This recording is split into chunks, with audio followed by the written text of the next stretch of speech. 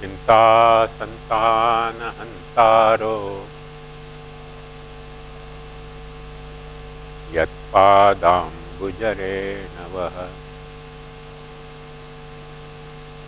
स्वीयानां तान्निजाचार्यान् प्रणमामि मुहुर्मुहुः यदनुग्रहतो जन्तुः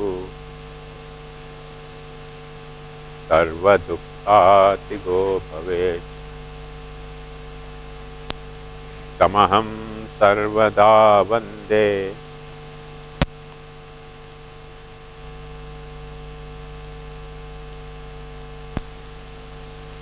अज्ञानतिमिरान्धस्य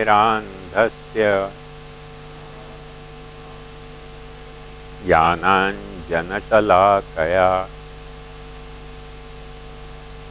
चक्षुरुन्मीलितं येन तस्मै श्रीगुरवे नमः। नमामि हृदये शेषे लीलाक्षीराब्धिशायिनम्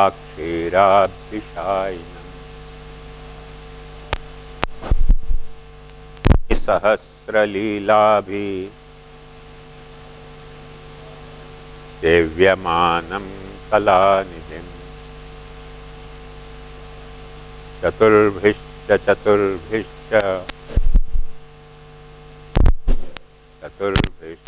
त्रिभिस्तथा षट्भिर्विराजते योऽसौ पंचधा हृदये मम।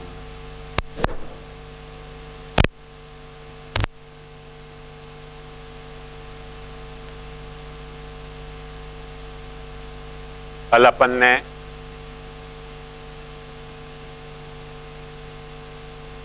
विशेष तौर पर जो एक बात समझी वो यह थी कि जगन्नाथ जोशी की वार्ता सिद्धांत मुक्तावली के जो शब्द हैं उनकी व्याख्या नहीं है, पर सिद्धांत मुक्तावली को जो तात्पर्य है वाकी व्याख्या है। जैसे कोई बात को समझाने के लिए अपन कोई चीज को उदाहरण दें तो उदाहरण वाकी व्याख्या हो जाए, क्योंकि वह उदाहरण के कारण वो बात समझ में आवे। व्याख्या के कारण भी क्या हुआ है, कोई भी चीज की व्याख्या करने का मतलब क्या कि वाक्य शब्दन में रही भाई जो कठिनाई है तो कठिनाई को सरल करके सरल शब्दन में बताना, तो वो वाक्य व्याख्या कहवावे। और शब्दन की कठिनाई शब्दन सु सरलीकृत हुए, पर जो तात्पर्य की कठिनाई है वो तो शब्दन से सरल नहीं हो सके ना। तो तात्पर्य की जो कठिनाई है या को अपने निगूढ़ हृदयो नन्य भक्तेषु ज्ञापिताशय कहा जाए। तात्पर्य कोई चीज को वाक्य को शब्दार्थ सरल होते हुए भी तात्पर्य गूढ़ हो गए, कोई वक्त तात्पर्य बिल्कुल गूढ़ नहीं हो गया और शब्दार्थ बिल्कुल गूढ़ हो गए। दोनों तरह के अपने बोलचाल में अपन प्रयोग करते होंगे। जैसे सामान्यतया तात्पर्य गूढ़ कब हो जाए, आपको शास्त्र में एक उदाहरण दियो है।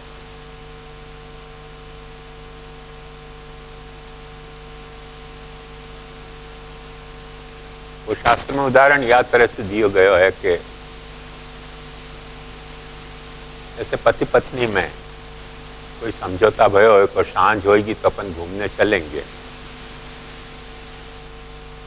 तो सांझ हो जाए तो पत्नी पति को यो नहीं कह के घूमने चलो, सांझ हो गई है। सांझ हो गई शब्द को तो तात्पर्य शब्दार्थ तो बहुत सरल है कि सूर्य जो है वो पश्चिम दिशा के तरफ ढल रहे हो है, शब्दार्थ तो सरल है। तो या सरल शब्दार्थ को करने में वो पत्नी को जो तात्पर्य है कि घूमने चलो, वाकी व्याख्या नहीं हो पावे।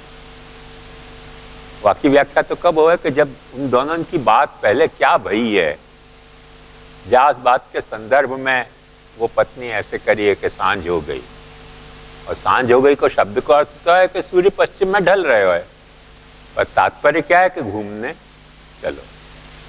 तो ये गूढ़ तात्पर्य हो गया, जो शब्दांशु प्रकट नहीं हो रहे हो है, पर बोलने वाले और सुनने वाले की आपस की जो समझ है वासु प्रकट हो सके। कोई वक्त तात्पर्य गूढ़ नहीं होवे, शब्द इतने कठिन वापर दें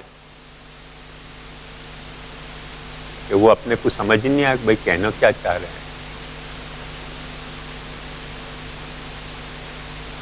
वाको भी संस्कृत में बड़ा मजेदार उदाहरण दिया है।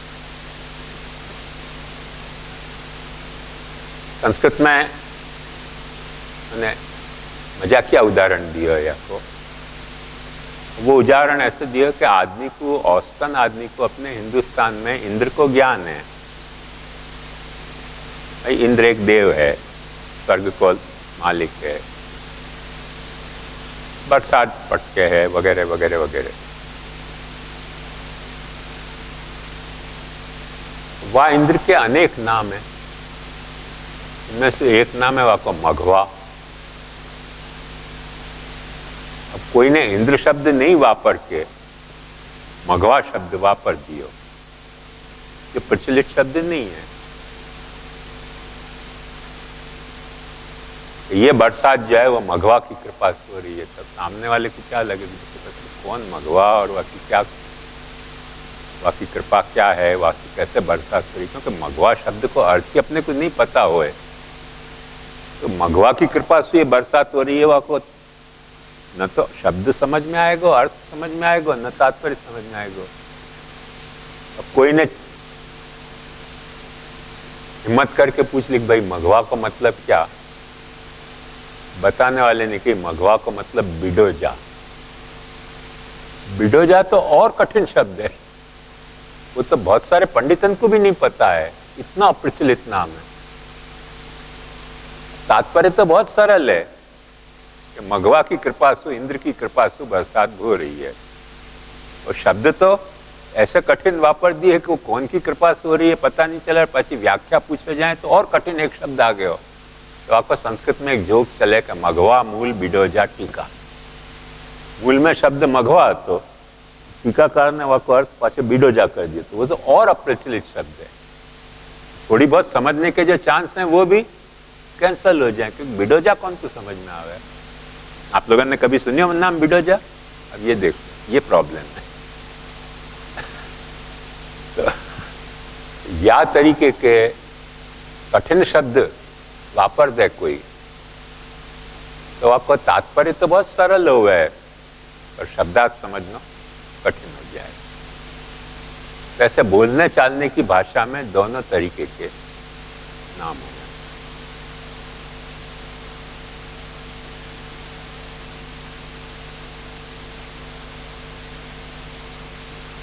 ये जो अपने भाषा के शब्द हैं उनके साथ ही नहीं है, क्योंकि अपने बोलना चालना, एक बात ध्यान से समझो, जैसे शब्द सु होवे है ऐसे चेहरा के हाव भाव सु भी होवे है, और शरीर के व्यवहारन सु भी कुछ बातें अपन करते हुए। हर वक्त अपन शब्द से ही हर बात नहीं कर रहे हैं, चेहरा के भाव से भी अपन बहुत सारी बातें करते हुए। जैसे अक्सर अपन एक उदाहरण से समझ सकें कि अपन कोई को कहें क्यों आए, क्यों आए, बात कुछ और हो गई ना। क्यों आए को अर्थ क्यों आए, क्यों आए, क्यों आए। देखो खाली 3 अलग टोन के कारण क्यों आए शब्द को अर्थ बदल रहे हो। डिक्शनरी में क्यों आए शब्द देखोगे तो आपको अर्थ एक ही मिलेगा, भाई आने की कारण की जिज्ञासा। जो अर्थ यहाँ टोन के कारण प्रकट हो रहे वो डिक्शनरी में नहीं मिलेगा। वो तो अपने बोलने चालने के जो टोन है वास्तु ही वो अर्थ मिलेगा। और वो टोन जिनको समझ में आवे उनको ही समझ में आवे, सबको समझ में नहीं आवे, है बात। मेरे साथ ऐसी दुर्घटना भाई, हमारे दादाजी के जो विद्या गुरु, उनके नाम को विद्यापीठ चले, वहाँ के विद्यार्थी बंबई में पुस्तक खरीदने के लिए आए और मैं भी वहाँ पहुँच गया। मैंने वहाँ घुसे और दुकान में, तो वो दुकान के सेल्समैन के और उनके माथापड़ी चल रही थी। वो कुछ दाम बता रहे हो तो ये कुछ बात कह रहे थे। अब वो आपको हिंदी नहीं आवे, इनको विद्यार्थी को हिंदी नहीं आए क्योंकि कर्नाटक का, तो और वाकू दुकान वाले को कर्नाटक नहीं आवे, इंग्लिश नहीं आवे, माथापड़ी चल रही थी। मैं गया तो मैं समझ गया कि कुछ पैसा की लेन देन के बारे में मतभेद हो रहे हैं दोनों में। अब हमारे दादाजी के विद्या गुरु के नाम पर चलती विद्यापीठ, मेरे को भाव आया, मैंने कि चलो अपन इनको थोड़ी सहायता कर देते। मैंने उनको कही कि आप चिंता मत करो, जो भी पुस्तक लेनी आप ले लो, पैसा मैं चुका दूंगा।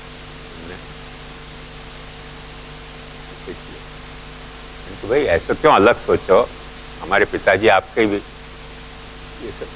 विद्यापीठ के जो जिनके नाम पर स्थापित हुए उनके शिष्य थे, ले लो आप,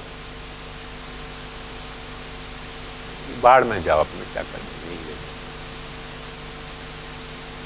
मैं फिर अपनी पुस्तक देखने दुकान के ऊपर एक में और दुकान हुआ है ना मेजिनो के वक्त, वहाँ में मैं चढ़ गया।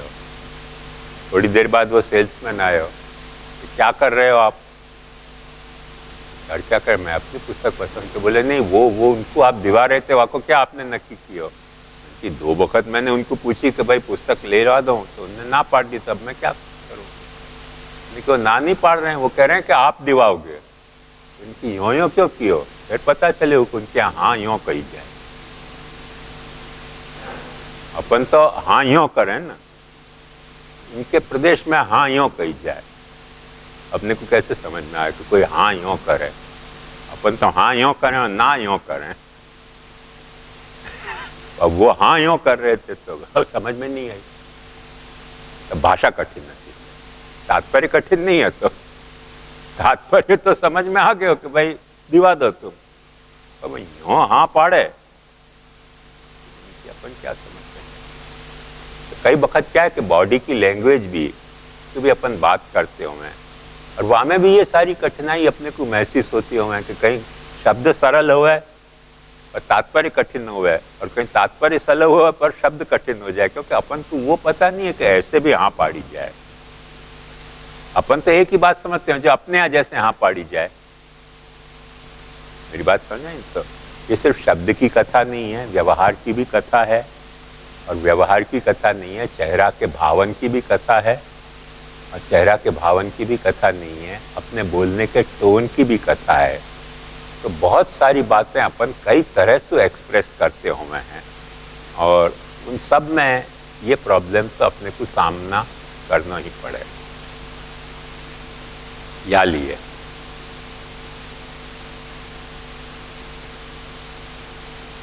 जो सिद्धांत मुक्तावली को तात्पर्य है, बाकी शब्द की व्याख्या नहीं है, क्योंकि शब्द की व्याख्या तो टीकाकारन ने सबसे पहले श्री गोसाई जी ने करी है, और वह गोसाई जी की व्याख्या के ऊपर पुरुषोत्तम जी, हरिराय जी, लालू भट्ट जी जैसे दिग्गज विद्वानंद की व्याख्या है।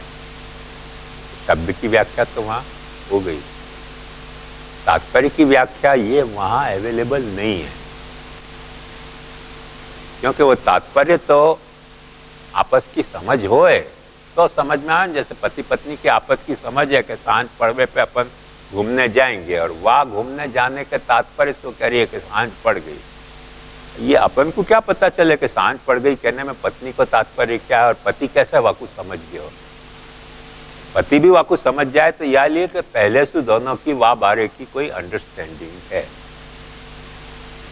चल ऐसे ठाकुर जी की और महाप्रभु जी की कुछ अंडरस्टैंडिंग है कि तुम सेवा मार्ग को उपदेश कर रहे हो। वो सेवा मार्ग को तुम उपदेश कर रहे हो, वह सेवा मार्ग के उपदेश में तुम्हारी और मेरी अंडरस्टैंडिंग क्या है, तुम्हारा तात्पर्य क्या है सेवा करवाने को, और मेरा तात्पर्य क्या है सेवा लेने को। वो जो सेवा करवाने को तात्पर्य और सेवा लेने को तात्पर्य है, वाकी व्याख्या जगन्नाथ जोशी की वार्ता है। सिद्धांत मुक्तावली के जो वचन हैं वाकी व्याख्या नहीं है।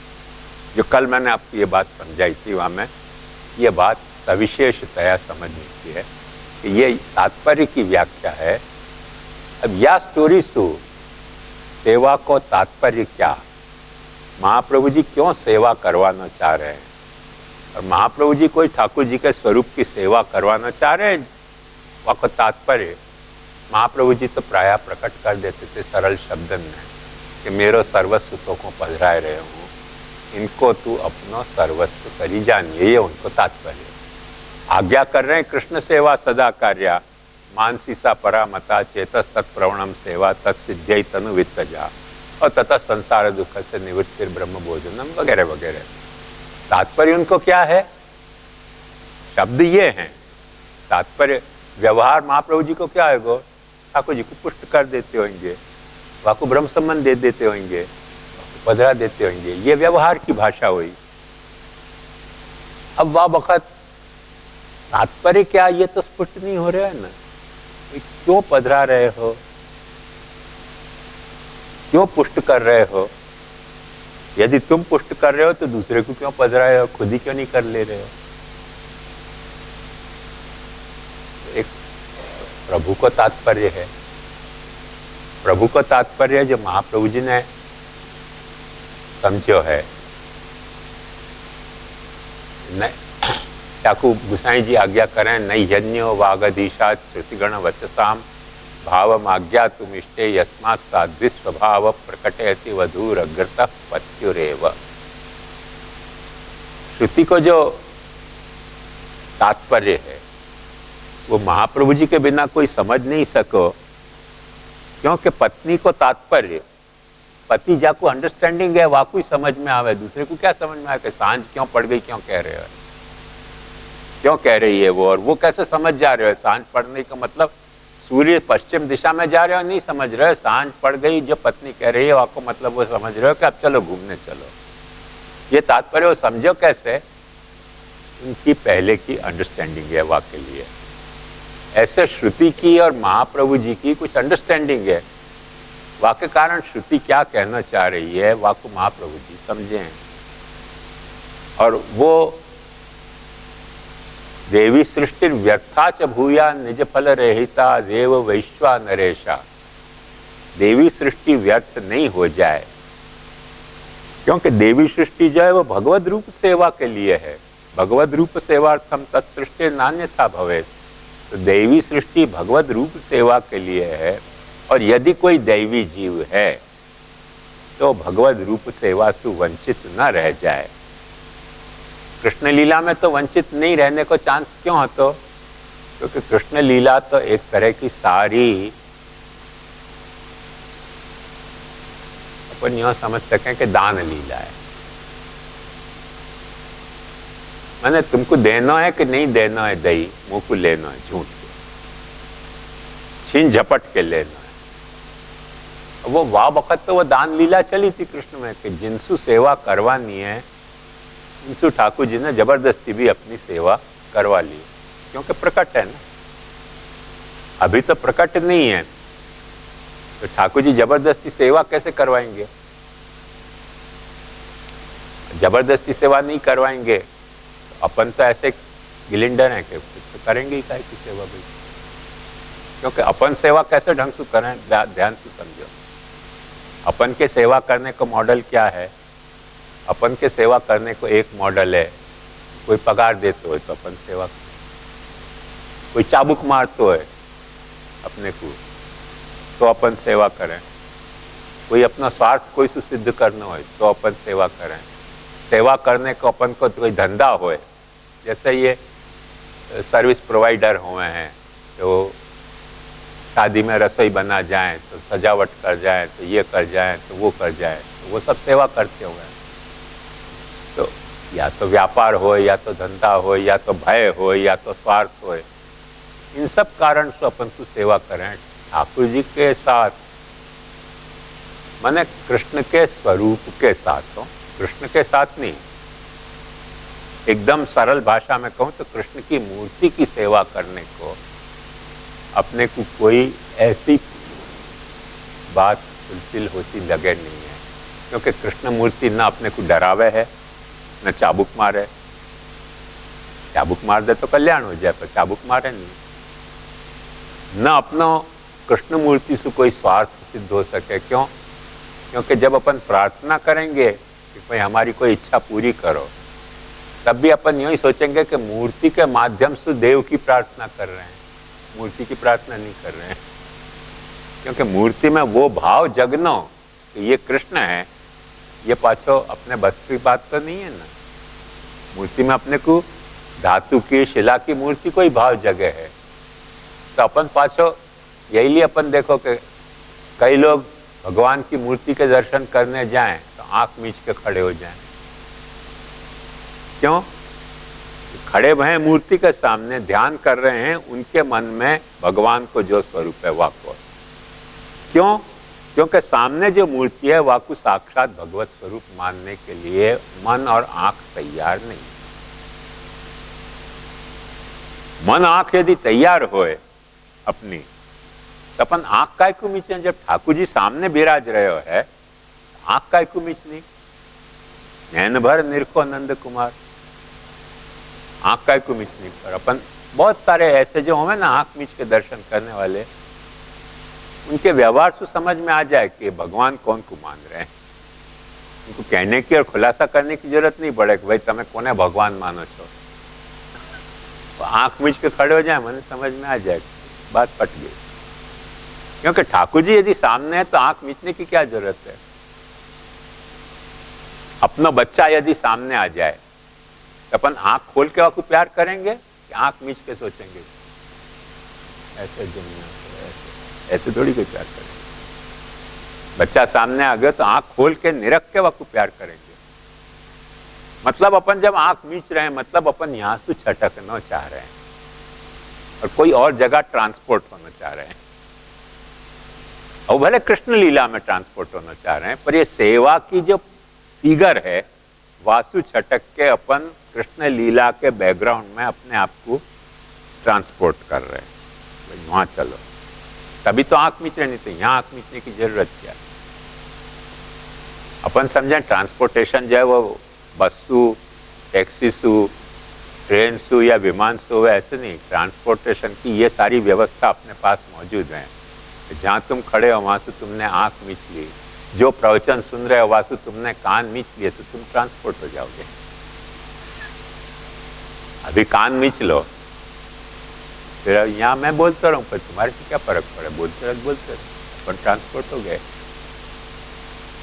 तो अपन कहाँ भी मौजूद रहे, कैसे रहे हैं, कोई भी देश काल में अपन मौजूद रहे तो कैसे रहे हैं? खुले आंख सु, खुली नाक सु, खुले कान सु, खुले स्पर्श सु अपन वह देश और काल में मौजूद रहे।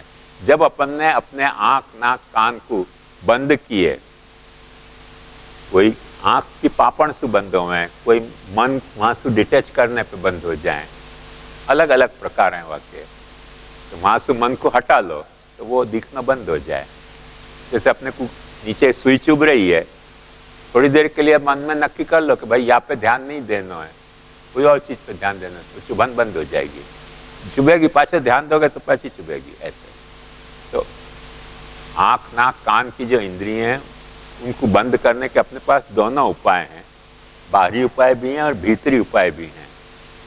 पर इन भीतरी और बाहरी उपायों से अपन ट्रांसपोर्ट हो सके हैं यहाँ बैठे बैठे भी।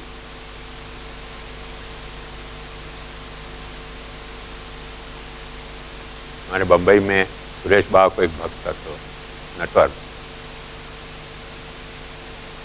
तो वो रोज बंबई में ही रहते हो। मजेदार बात की बात, बंबई में ही रहते हो, रोज गोकुल जाते हो। तो कही मैं अपने गुरुदेव के चंदपस करने रोज गोकुल जाता हूँ कि रोज गोकुल जावे आवे ऐसे कैसे हो सके। तो कहे जब मैं नहा के बैठता हूँ तो ध्यान करता हूँ। तो मैं बम्बई के एयरपोर्ट पे पहुँचा, वहाँ से प्लेन पे सवार हुआ, वहाँ से दिल्ली पहुँचा, दिल्ली से टैक्सी करी, टैक्सी से गोकुल गया, गोकुल में सुरेश बाबा के चंदपस किए, चंदपस करके फिर लौटते प्लेन में बैठ गया, लौट के बम्बई आ गया। देखो बैठे बैठे ट्रांसपोर्ट हो रहे हो ध्यान से। ये कि ध्यान को ट्रांसपोर्टेशन है। उनके अच्छा या तरह से दिल्ली जावे मत रोज गोकुल जावे। तो अपन समझें कि एक ही तरह से ट्रांसपोर्ट हो, बस की जो ट्रांसपोर्ट सिस्टम है वैसे ही ट्रांसपोर्ट हो, तो नहीं, वो एक्सटर्नल ट्रांसपोर्ट सिस्टम है। कुछ अपनी या तरीके की इंटरनल ट्रांसपोर्ट सिस्टम भी हैं और उनके तहत अपन ट्रांसपोर्ट हो जाए। तो यह बात को ध्यान से समझो कि ठाकुर जी की जा वक्त अपन सेवा कर रहे हैं वह वक्त महाप्रभु जी को तात्पर्य क्या है, क्यों सेवा पधरा रहे हैं। तो महाप्रभु जी का तात्पर्य तो यह है कि भाई दैवी सृष्टि है कोई प्रभु की, और वो दैवी सृष्टि यदि भगवद रूप सेवा के लिए है तो भगवद रूप सेवा से वंचित न रहे। वह तरीके को महाप्रभु जी को तो एक अदेय दान दक्षश्च महोदार चरित्रवान होने को तात्पर्य है। ठाकुर जी को तात्पर्य क्या है? ठाकुर जी को तात्पर्य वहां में यह कि समोहम सर्वभूतेषु न मे द्वेष्योस्ति न प्रिय ये भजन्ति तु माम भक्त्या मयि ते तेषु च। मैं कोई के लिए न तो मेरो न तो कोई प्रिय है न मेरो कोई दुश्मन है, पर जो मेरे को भक्ति सु भजन करे है ये भजन्ति तु माम भक्त्या मयि ते तेषु चाप्य। वाकु मैं ऐसे फील होंगे कि मैं वाके लिए हूं, और वो मुझको ऐसे फील होएगा कि वो मेरे लिए। जो मेरो भक्ति से भजन करे है वाके बारे में मेरी फीलिंग क्या है, तो वो मेरे लिए। वाकी फीलिंग मेरे बारे में क्या है कि प्रभु भले ब्रह्मांड को नायक होएगो, अखिल ब्रह्मांड को नायक होएगो, पर है मेरे लिए। आया ना, ये प्रभु को तात्पर्य। अब इन दो तात्पर्य को ये दोनों तो समझ रहे हैं अच्छी तरह से। सेवा करने वालों कभी समझे कभी नहीं समझे, क्योंकि दोनों में क्या अंडरस्टैंडिंग हो गई है कि सेवा करानी क्यों और सेवा लेनी क्यों। बाकी अंडरस्टैंडिंग दोनों को MOU या ढंग को है। जो सेवा करने वाला जीव है जासु महाप्रभु जी, क्योंकि महाप्रभु जी जाको परख रहे हैं कि भाई ये दैवी जीव है, और महाप्रभु जी ने परखा है दैवी जीव है, पर अभी वो खुद भी खुद को परख पाया नहीं हुआ है तो मैं दैवी जीव हूं कि नहीं। वो तो कुछ आज्ञा से प्रवर्तन हो रहा है, और जब आज्ञा से प्रवर्तन हो रहा है तो वाकी जो अहंता वाकी जो ममताएं हैं वो वाके ठाकुर जी के साथ व्यवहार करने में, सेवात्मक व्यवहार करने में कहीं न कहीं आड़े आती हुए, और वो आड़े आती हुए करके वाकु तात्पर्य, ये तात्पर्य जल्दी से तो समझ में नहीं आवे। वो तात्पर्य तो कब समझ में आएगा वाकु? वाकई महाप्रभु जी ने एक प्रोग्राम बताया है, फेजेस बताए हैं कि तत्सिद्ध्यै तनुवित्तजा, पहले तुम तनुवित्तजा करो। तनुवित्तजा क्यों करो? समर्पण करे है या लिए तनुवित्तजा करो। समर्पण क्यों करना है? क्योंकि शरणागति ली है या के लिए, तो शरणागति ली है या के लिए समर्पण करना, समर्पण करे हो या के लिए तनुवित्तजा करनी। और तनुवित्तजा करते करते वो जो अपना निरंतर संपर्क बनेगा, संपर्क कैसे बनेगा? इस वैल्यू पे अपन समझें कि अपना ठाकुर जी के साथ संपर्क बन रहे हो है, वो तो स्थूल बात है, वो तो स्थूल बात है। सूक्ष्म बात वाकई ये है कि अपने अहंकार के साथ ठाकुर जी को संबंध बन गए,